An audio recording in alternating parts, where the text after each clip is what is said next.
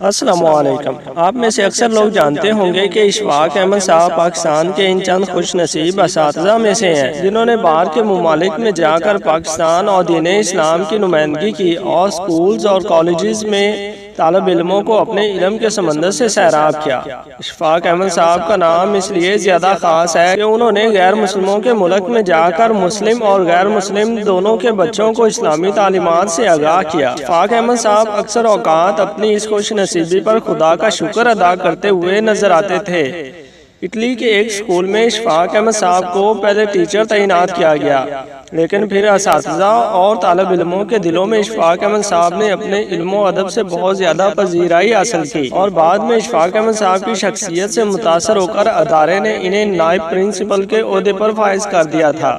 Italy کے اساتذہ بے شمار اسٹوڈنٹس اشفاق احمد صاحب کے طریقہ تدریس سے بہت زیادہ متاثر تھے۔ اشفاق احمد صاحب فرماتے ہیں کہ میں نے جتنا عرصہ اٹلی میں گزارا، یہ واقعہ میری زندگی کے چند ایک انتہائی اہم واقعات میں سے ایک ہے اور میرے دل کے بڑے قریب ہے، کیونکہ یہ واقعہ انتہائی سبق آموز، دل خراش اور انسانیت کے ہر روپ کا اوتار ہے۔ دوستو، آپ سے گزارش ہے کہ اس واقعے کو پورا سنیے تاکہ آپ واقعہ کی نوعیت کو بہتر طریقے سے سمجھ سکیں، اور یقین کریں یہ واقعہ آپ کی زندگی میں نکھار لائے گا۔ ایک دفعہ جمعہ کا دن تھا۔ اس دن پرنسپل صاحب کی چھٹی تھی اور نائب پرنسپل یعنی کہ اشفاق صاحب پورے اسکول کے انچارج اور کنٹرولر تھے۔ میتھ یعنی کہ ریاضی کا پیریڈ تھا۔ ایک اسٹوڈنٹ زور زور سے رونے لگا۔ ٹیچر نے پڑھانا چھوڑا، جلدی سے اس کے پاس جا پہنچا تو بڑی نرمی سے دریافت کیا، کیا بات ہے بیٹا، کیوں رو رہے ہو؟ اس نے سسکیاں لے کر جواب دیا، میرے فیس کے پیسے چوری ہو گئے ہیں، بیگ میں رکھے تھے، کسی نے نکال لیے ہیں۔ ٹیچر نے ایک لڑکے کو اشارہ کرتے ہوئے کہا، کمرے کے دروازے بند کر دو، کوئی لڑکا باہر نہ جائے، سب کی تلاشی ہوگی۔ ٹیچر نے سامنے کے چاروں اسٹوڈنٹس کی خود تلاشی لی اور پھر ان لڑکوں کو پوری کلاس کے طالب علموں کی جیبیں چیک کرنے اور بیگز کی تلاشی کی ہدایت کر دی، مگر اس کے باوجود کسی لڑکے سے کچھ برآمد نہ ہوا۔ ٹیچر صاحب نے تمام لڑکوں سے کہا کہ باری باری اسے گلے ملو، مگر آنکھیں بند ہوں۔ شاید اس طریقے سے وہ لڑکوں کے دل کے گھبراہٹ چیک کرنا چاہتے تھے، مگر پھر بھی کوئی فائدہ نہ ہوا۔ کچھ دیر بعد دو لڑکوں کی تکرار سے اچانک کلاس میں ایک بار پھر شور کی گونج اٹھی۔ ٹیچر اپنی کرسی سے اٹھتے ہوئے بولا کہ کیا بات ہے، کیوں جھگڑا کر رہے ہو؟ تلاشی لینے والا طالب علم بولا کہ سر، یہ لڑکا جگارڈا اپنے بیگ کی تلاشی نہیں لینے دے رہا۔ استاد انتہائی غصے کے عالم میں بولا کہ پیسے پھر جگارڈا نے چرائے ہوں گے۔ یہ لڑکا کانپتے ہوئے تڑپ کے بولا، نہیں سر، میں چور نہیں ہوں۔ تو ٹیچر بولا، پھر اپنے بیگ کی تلاشی لینے دو۔ تو اس لڑکے نے زور سے اپنے بیگ کو پکڑ کر سینے سے لگا لیا اور صرف ایک رٹ لگائے ہوئے تھا کہ میں چور نہیں ہوں، میرے بیگ کی تلاشی مت لو، میں اپنے بیگ کی ہرگز تمہیں تلاشی نہیں لینے دوں گا۔ اس کے یہ الفاظ سن کر تمام طالب علم اور یہ استاد بھی مطمئن ہو گیا کہ اسی کے بیگ میں پیسے ہیں۔ اس استاد کو بہت زیادہ غصہ آیا اور یہ آگے بڑھتا ہوا جگارڈا سے بیگ چھیننے کی کوشش کرتا ہے، لیکن یہ اس سے بیگ نہ چھین سکا کیونکہ جگارڈا اپنے بیگ کے ساتھ چپک گیا تھا۔ پوری قوت کے ساتھ دو مزید طالب علموں نے جگارڈا سے بیگ چھیننے کی کوشش کی، لیکن کامیاب نہ ہو سکے۔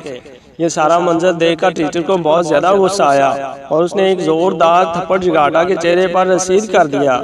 بیچارہ زور زور سے رونے لگا۔ ٹیچر نے دوسرا تھپڑ مارنے کے لیے ہاتھ اٹھایا ہی تھا کہ ایک اونچی آواز گونجی، ٹھہرو، رک جاؤ۔ ٹیچر نے پیچھے مڑ کر دیکھا تو وہ نائب پرنسپل یعنی کہ اشفاق احمد صاحب تھے۔ نہ جانے کب کسی نے انہیں خبر کر دی تھی۔ انہوں نے جگارڈا اور ٹیچر کو اپنے دفتر میں آنے کی ہدایت کی۔ پھر اشفاق احمد صاحب نے پوچھا، آپ بتائیے کیا معاملہ ہے؟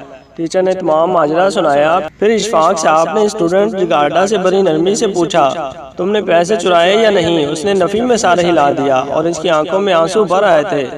بالفرض مان بھی لیا جائے کہ آپ نے چوری کی ہے، تو جب تمام چھوٹے بڑے اسٹوڈنٹ اپنی اپنی تلاشی دے رہے ہیں تو تم نے انکار کیوں کیا؟ یہ انتہائی افسردگی اور خاموشی سے اشفاق صاحب کا چہرہ تکنے لگا جو کہ سوالوں سے بھرا ہوا تھا۔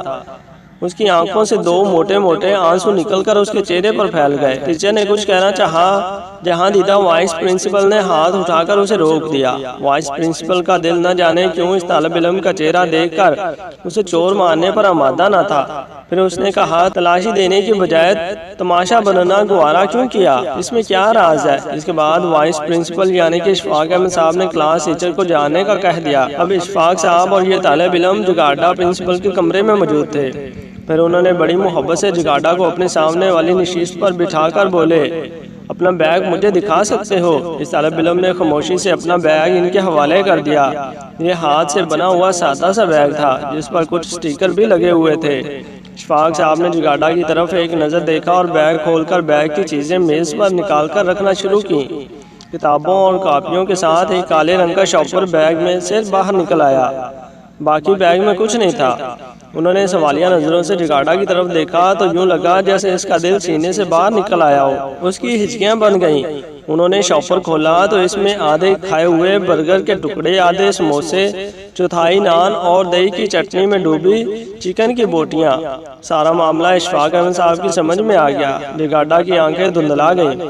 کامتے وجود کے ساتھ بیچارہ خاموش سر جھکائے ہوئے تھا۔ وائس پرنسپل یعنی کہ اشفاق صاحب اٹھے اور روتے ہوئے اسے اپنے گلے لگا لیا اور پھر یہ دونوں مل کر خوب روئے۔ پھر روتے ہوئے جگاڑا نے پرنسپل کو بتایا، میں گھر میں سب سے بڑا ہوں، میرے 5 بہن بھائی مجھ سے چھوٹے ہیں۔ والد صاحب کا انتقال ہو چکا ہے، یہ کافی عرصہ تک بیمار رہے اور ہمارے پاس جتنی بھی جمع پونجی تھی وہ ان کے علاج پہ لگ گئی، لیکن ہم انہیں بچا نہ سکے۔ گھر میں کوئی اور کفیل نہیں۔ امی پاس کے 2 گھروں میں کام کرتی ہیں، کھانا اتنا نہیں ہوتا کہ روزانہ پیٹ بھر کر کھایا جائے۔ اشفاق صاحب کہتے ہیں کہ میں خود پہ قابو نہ رکھ سکا اور میری ہچکی بن گئی۔ ہم اکثر بھوکے سوتے ہیں۔ کل شام صرف میرے چھوٹے بہن بھائیوں نے کھانا کھایا، میں نے اور امی نے کچھ نہیں کھایا۔ میں صبح کچھ کھائے بغیر اسکول آ رہا تھا اور میں بھوک سے نڈال ہو چکا تھا، حتیٰ کہ مجھ سے چلنا مشکل ہو گیا۔ مارے بھوک کے میرا سارا جسم، خاص کر میری ٹانگیں چلنے سے قاصر تھیں۔ ایک ٹکا کباب کی ریسٹورنٹ کے آگے سے گزرا تو کچرے میں کچھ نان کے ٹکڑے اور آدھا نان کھایا۔ ایک چکن پیس پڑا تھا، بے اختیار اٹھا کر کھا لیا۔ قریبی نل سے پانی پی کر خدا کا شکر ادا کیا۔ ایسا کئی مرتبہ ہوا اور آج بریک میں اسی ریسٹورنٹ کے تھڑے پر بیٹھا پیٹ کا دوزخ بھر رہا تھا کہ ریسٹورنٹ کا مینیجر آ گیا۔ اس نے مجھے دیکھا تو حیران ہو گیا، پھر ساری بات اس کی سمجھ میں آ گئی۔ واپس گیا اور رات کا بچا ہوا کھانا پیک کر کے لا کر دیا، وہ میں اس کالے شاپر میں ڈال کر اسکول لے آیا۔ پھر شام کو اپنے گھر لے جاؤں گا اور میرے چھوٹے بہن بھائی اور میری ماں بیچاری بھوکی ہوگی، یہ وہ کھا لے گی۔ پھر اشفاق صاحب نے جگاڑا کو چپ کرا دیا اور تسلی سے بیٹھ کر گفتگو کرنے لگے۔ اس نے کہا کہ ریسٹورنٹ کا مینیجر ایک نیک اور ہمدرد انسان ثابت ہوا۔ میں نے اسے اپنے حالات سچ بتا دیے اور اسے بہت ترس آیا۔ میں نے اسے کہا کہ مجھے یہاں پہ جاب دے دیں، میں اسکول سے فارغ ہو کر یہاں آ جایا کروں گا، لیکن اس نے کہا نہیں بیٹا تم پڑھو، اب وہ ہمارے گھر کا کھانا بھی بھیجے گا اور گاہکوں کا بچا ہوا کھانا، برگر وغیرہ جو کہ صاف ہوگا، روزانہ شاپر میں ڈال کر میرے لیے اپنی دکان کے باہر ایک مخصوص جگہ پر رکھ دے گا، جو میں اسکول آتے ہوئے اٹھا کر کتابوں کے بیگ میں رکھ کر لے آؤں گا۔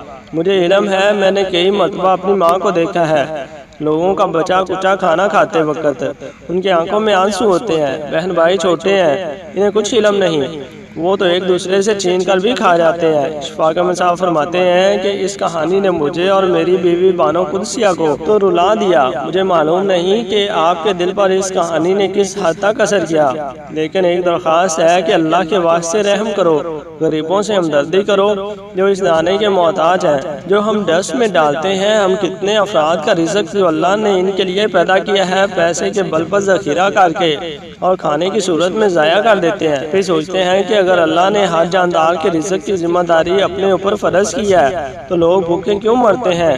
کہ لوگوں کی بھوک کا ذمہ دار میں ہوں، آپ ہیں، ہم سب ہیں۔ یقیناً ہم میں سے کسی نے کبھی نہیں سوچا ہوگا کہ ہم روزانہ کتنا کھانا ضائع کرتے ہیں۔ زیادہ نہیں، صرف کسی ایک غریب مسکین یتیم کے سر پر ہاتھ رکھیے، اس کی کفالت کیجیے اور اپنی دنیا اور آخرت دونوں جہانوں کو سنوار لیجیے۔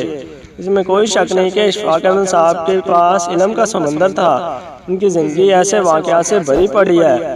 وہ دینی، ادبی، دنیاوی ہر لحاظ سے علم کا سمندر رکھتے تھے۔ اللہ تعالیٰ ان کی قبر پر کروڑوں رحمت نازل فرمائے، آمین۔ آپ سے گزارش ہے کہ کامنٹس میں ایک دفعہ درود شریف ضرور لکھیے۔